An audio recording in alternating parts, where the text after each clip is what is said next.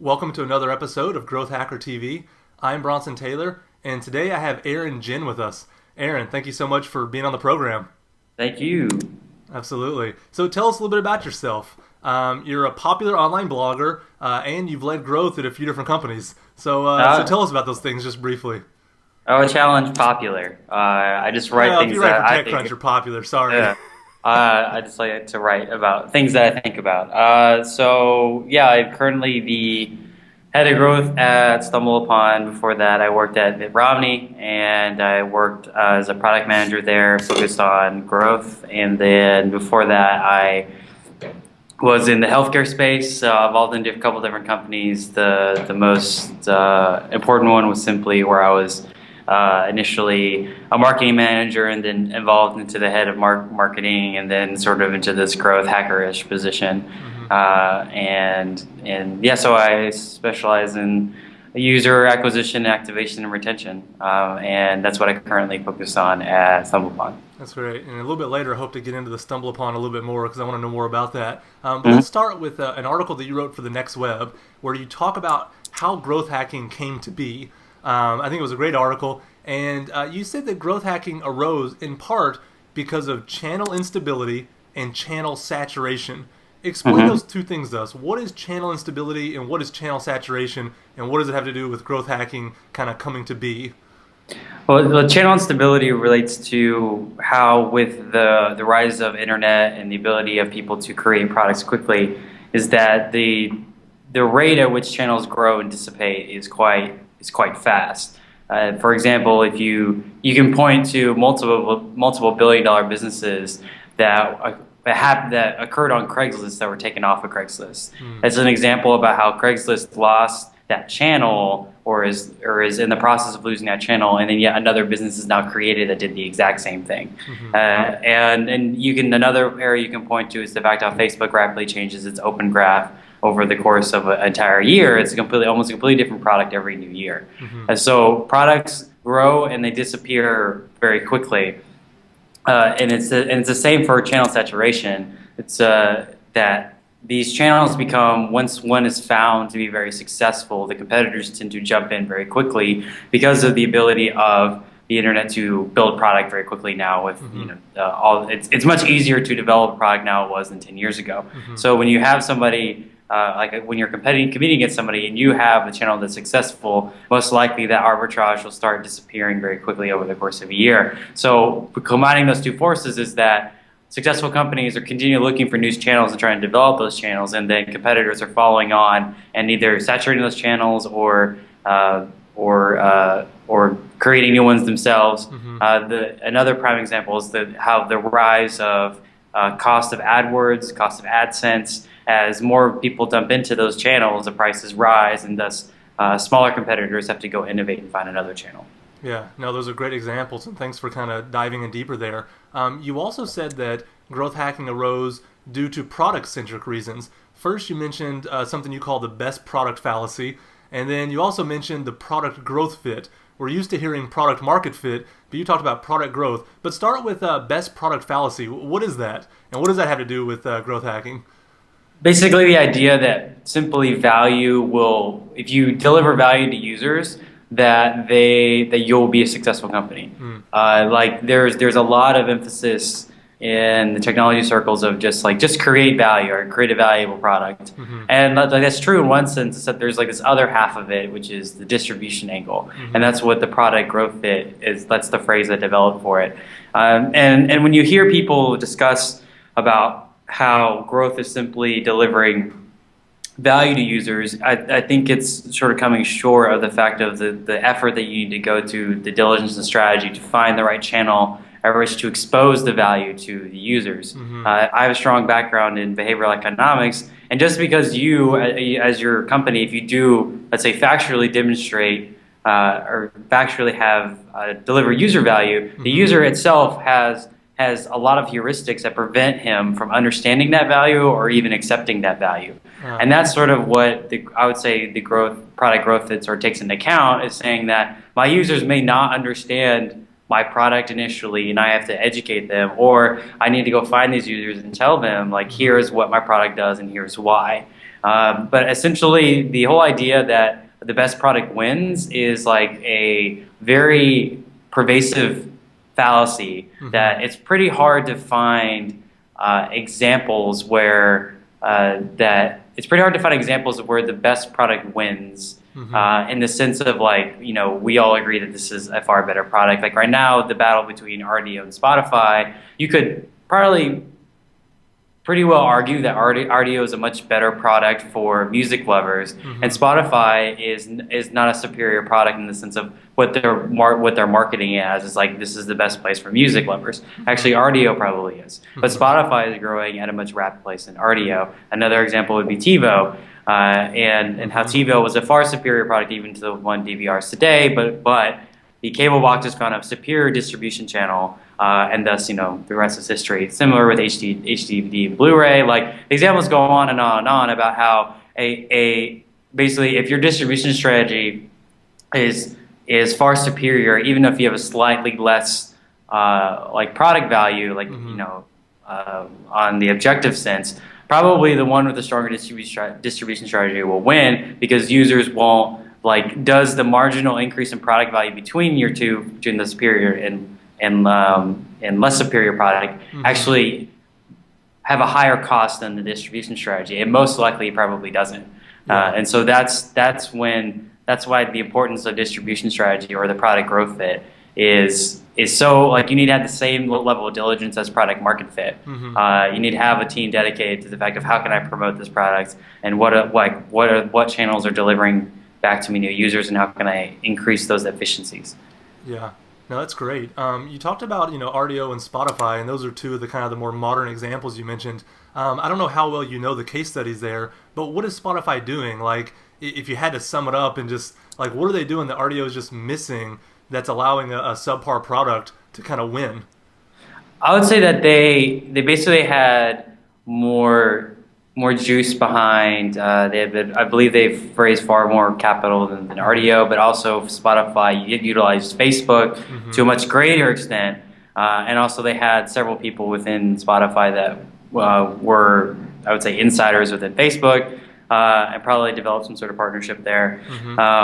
But beyond that, I don't know other than just personally using each product and the fact of like how if you just look on Facebook, Spotify basically took advantage of the open graph to a very extreme degree, and RDO was sort of later to either properly execute upon that or never fully leveraged the open graph. Yeah, thanks for sharing about that. Another thing I'm interested in is how you define growth hacker. It seems like you've probably done as much as anybody to define the term just by virtue of the platforms you've been on, defining it on TechCrunch and the Next Web. So let's talk about how you define the term a little bit.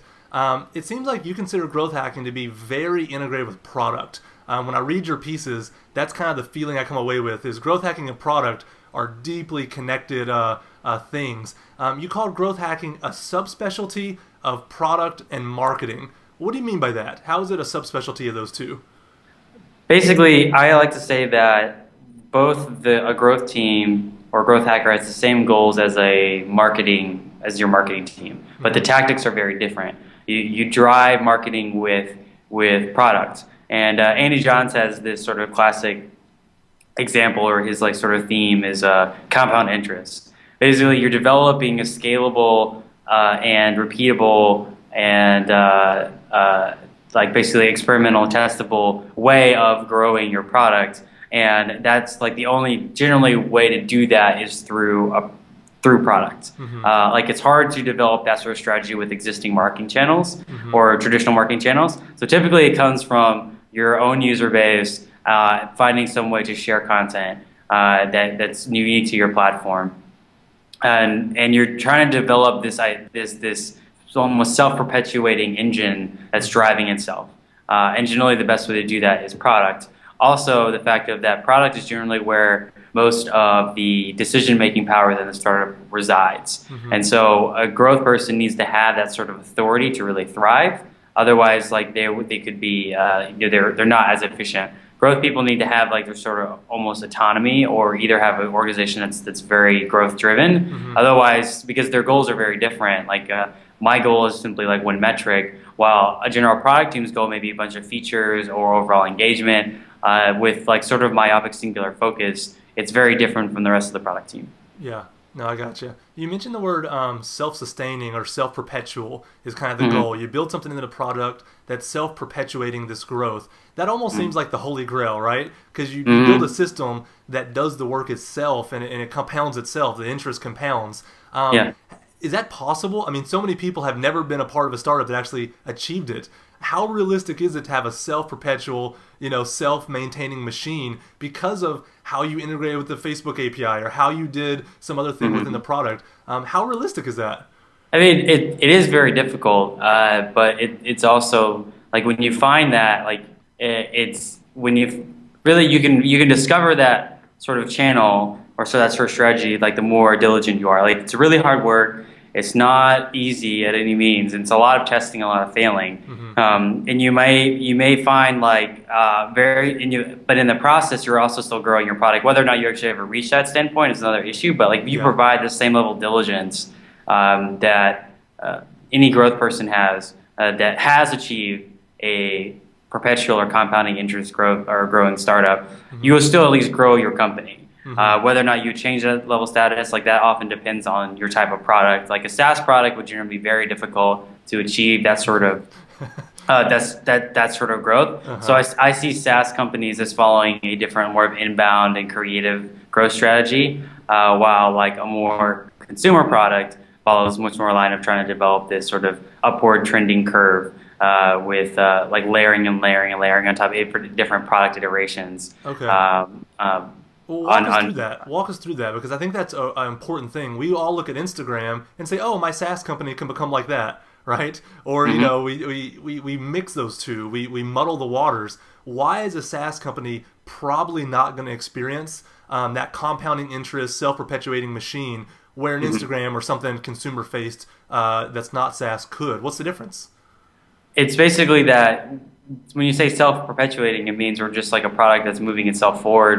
It's basically utilizing the user base to do that, and that usually requires sharing, unless there's some other mechanism. Like that, there's very little sharing elements in most SaaS products. Most of the time, it's like a one-player experience. The products that have sort of this self-perpetuating, or I don't like always using that word, but like basically having this strong growth trend, typically have a two-player experience. For example, the most common example is like Dropbox or Yammer that have been probably the most successful SaaS-related companies, and they had a pretty strong two-player experience, and that was a lot. They gave them the ability to grow quite quickly. Now there is a difference though between like virality and like invites and what I'm talking about as well. Like more often than not, virality in most companies, even that are successful at growth, is probably less than one considering life cycle. So like you have to, you're basically utilizing the content that's being created by our users to also influence other inbound channels, not just sharing. And often in a SaaS product, you don't have the ability to use the content being created inside of the product because they're paying for a specific service that they don't want shared typically. Yeah, no, it makes a lot of sense. Do you know of any examples of SaaS that has grown in a really remarkable way without a direct sales team, without, just a lot of ad buying, where they really created something in the product? I can't think of one personally, so I'm just wondering if you know of any SaaS companies that have even got close to the one kind of viral coefficient, No, I wouldn't know. I mean, even most companies that have grown successfully probably did not have a viral coefficient of one. So no, I don't know any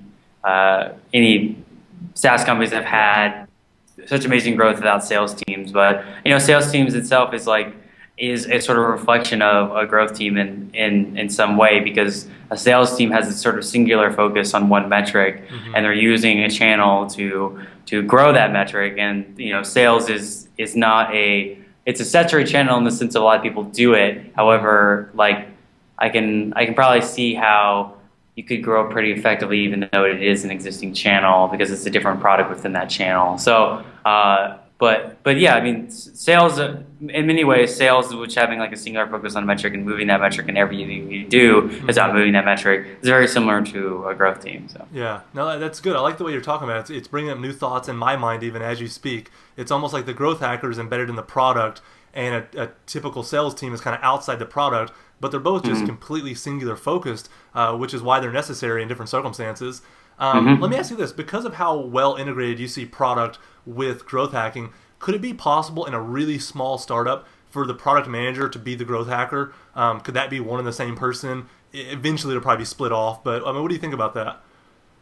So I think whether or not you have a growth hacker or growth team, I think it all depends on the sort of needs of your company and the state of your company, and where you are at sort of the product market fit level, at least like where you believe you are at.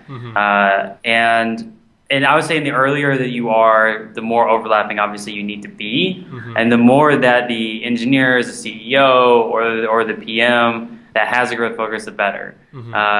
And just has that capability of being that. I was actually asked this question by an 8-man team a while ago, and they asked, well, should the PM be the same thing as a growth person? And I said, well, like the best thing is if you had the capability of the person to do both, but obviously like the sort of uniqueness of the growth person is that they're very singular focused.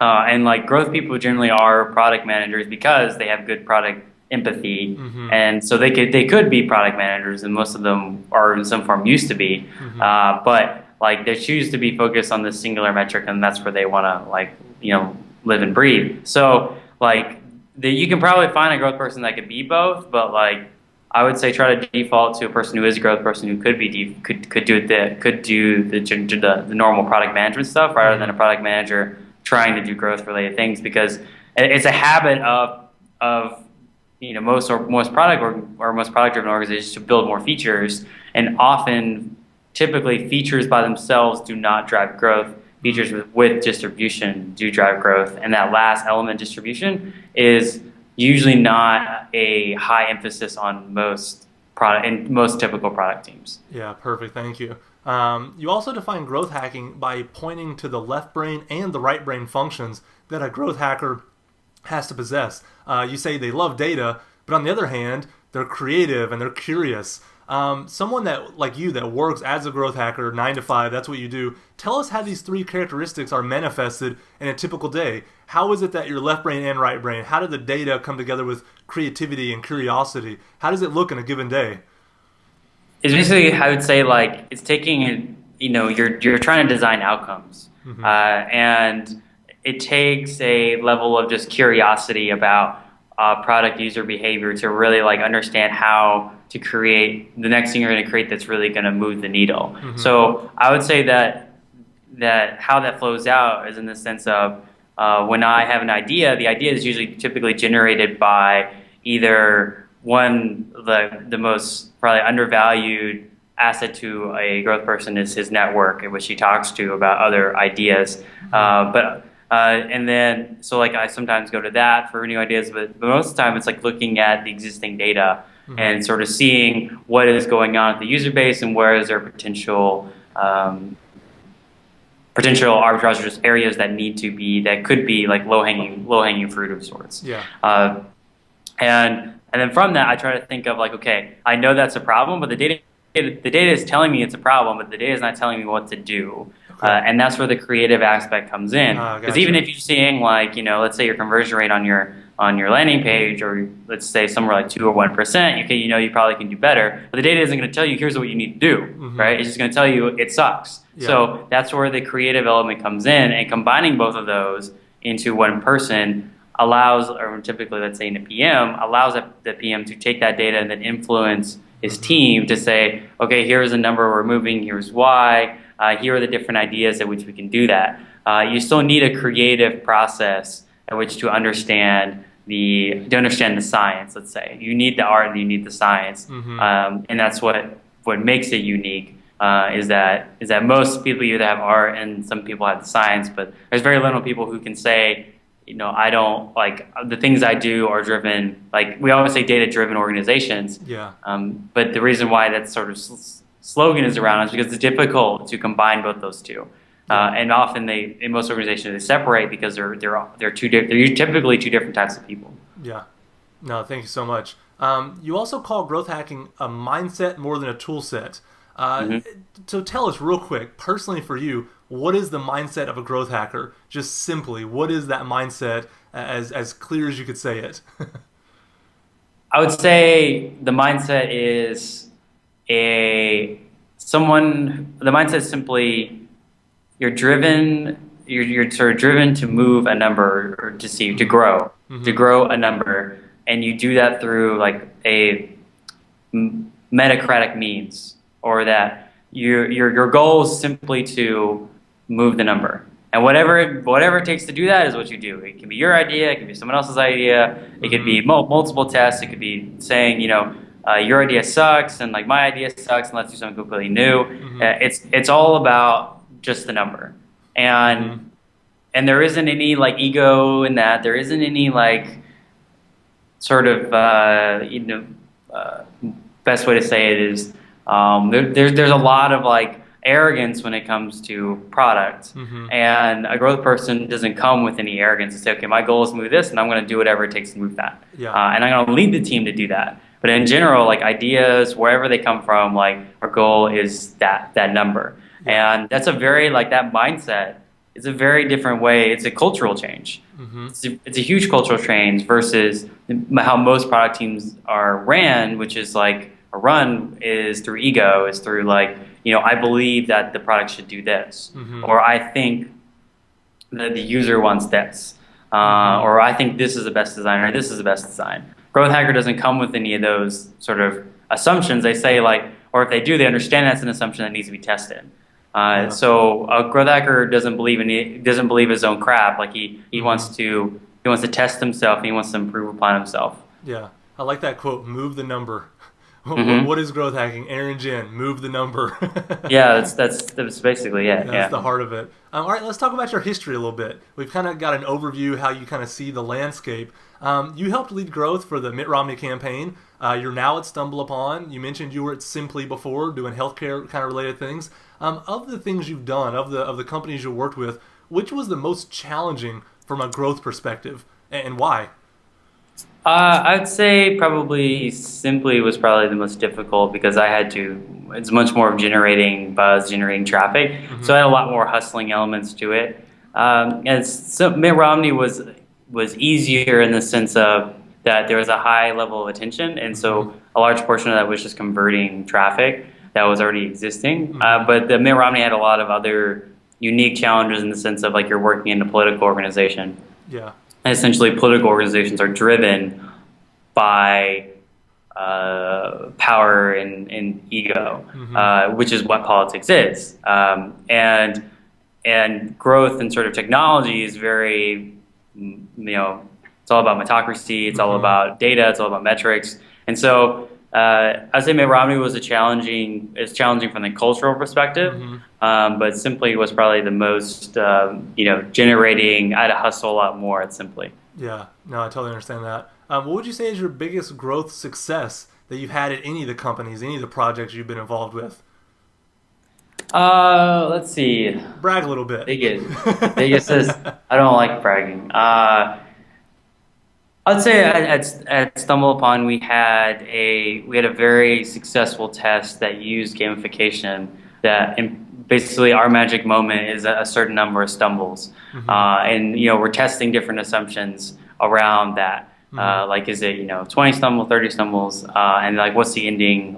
What is sort of the unique profile for a user who is more likely to retain, not to retain? And like we basically gamified stumbling to where we improved the number of people reaching our magic moment by 30%. Oh, wow. Which over the course of the day is hundreds of thousands of users who can reach that moment.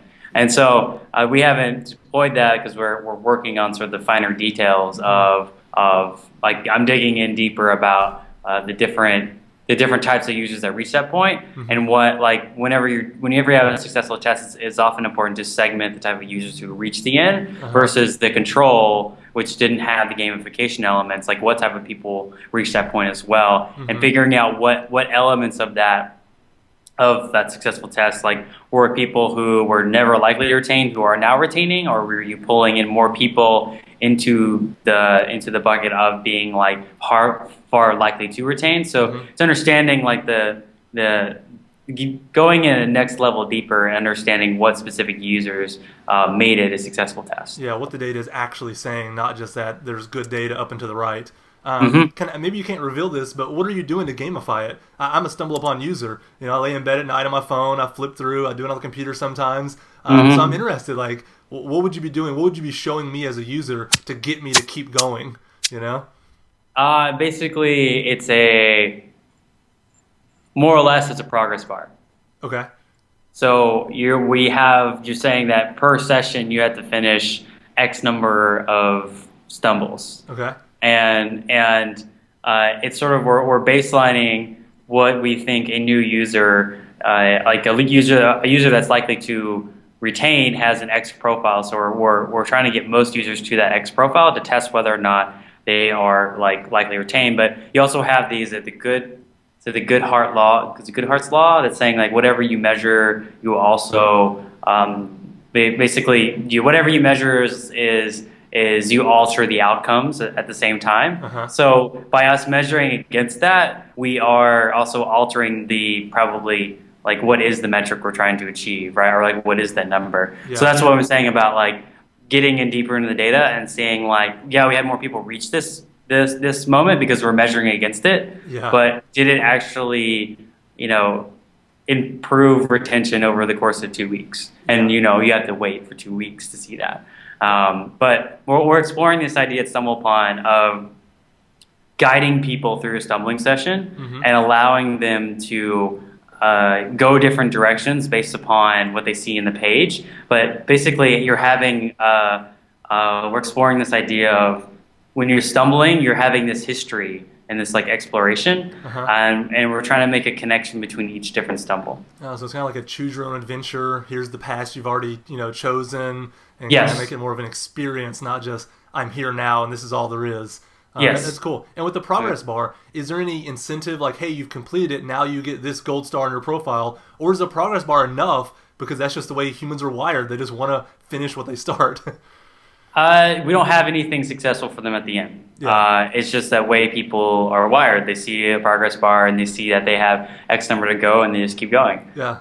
And like it's interesting to see the type of behavior too that comes out of a progress bar, which is people rate more. They go into this sort of hyperactivity mode. Really? Because they think that they're optimizing something. And so whether or not we actually use it, we learned a lot about how people behave whenever they get a gamification element, and like we are applying it to different parts of our product. But like whether or not it happens in the new user onboarding, we're sort of waiting for like solid retention data on that. Yeah, great. So you've worked at a few different companies here. Are the tools and the processes and the tactics generally transferable? I mean, did you take what happened at Romney and pull it into StumbleUpon? Did you take from Simply and pull it into Romney? Or is it just completely different universes and the only thing that stays the same is the mindset, but you have to rethink everything else? How transferable is this stuff? Can somebody actually learn from this interview, or is it just, look, go figure it out, there's nothing you can get from here? Yeah, you can learn from other companies because most of the time, all your other companies are trying to do something similar to you, just their product's different. For example, invites, onboarding, utilizing SEO, utilizing social media channels, how are you doing the open graph? Like, you can learn from other companies and you can try, like, look at that idea.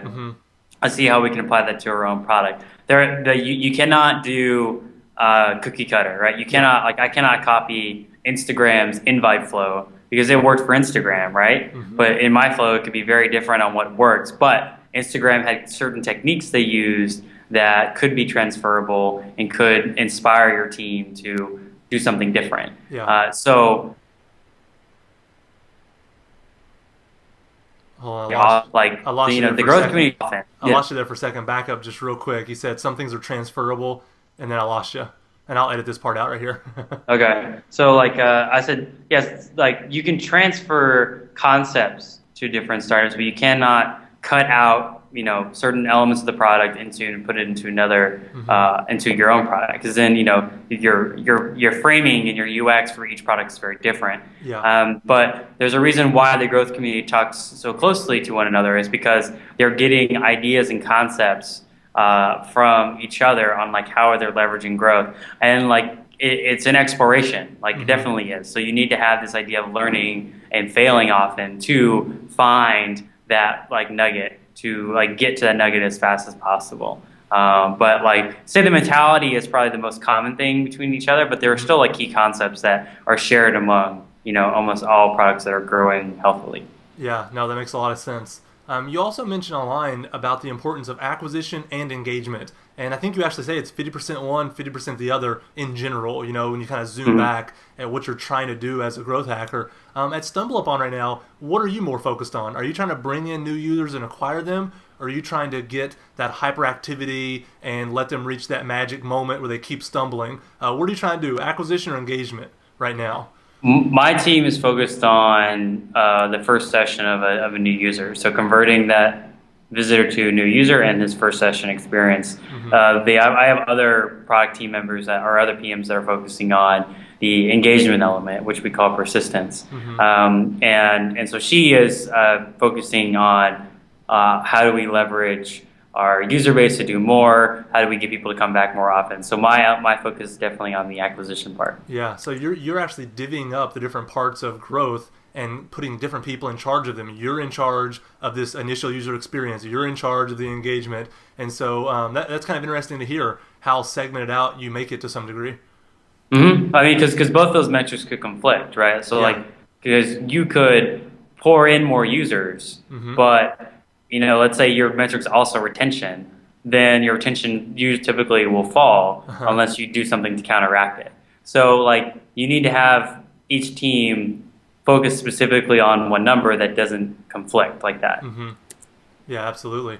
All right, last question. You've seen a lot, you've written a lot, you have obviously a wealth of experience and knowledge to share. What's the best advice that you can give to anyone who wants to become a growth hacker? Where would you say to start? What would you say to read? Or what content should they be devouring? What kind of job should they take? What project should they start? What do they do to get to where you're at? I would say that the quickest way probably to learn is if you start your own company and you try to grow that product, because you have a lot of pressure to succeed, because otherwise your company will die unless you have success. So like that's a pretty strong incentive. A second way is to work on a growth team. Typically those those positions are pretty sparse, but like they hire regularly. I would also say learn some element of like be technical in some capacity. Like start doing that. But I'd say that the fastest way, the most efficient way, is to have a product and try to sell it. And then you'll learn all these things about, okay, like what are different ways that I need to be basically a lean marketer, you could say. And then that applies into like like lean marketing is correlated to, like that same mentality is correlated to a growth hacker. Yeah, that's great advice, Aaron. Well, Aaron, it's been an incredible interview. I know you're actually getting ready to go to work at StumbleUpon. You're getting ready to have some meetings there, so I'm not going to keep you any longer. But we're very appreciative of you taking this time out of your schedule and coming, just sharing with our community how you see the world of growth hacking and how you're actually implementing it. So thank you so much, Aaron. Yeah, thanks.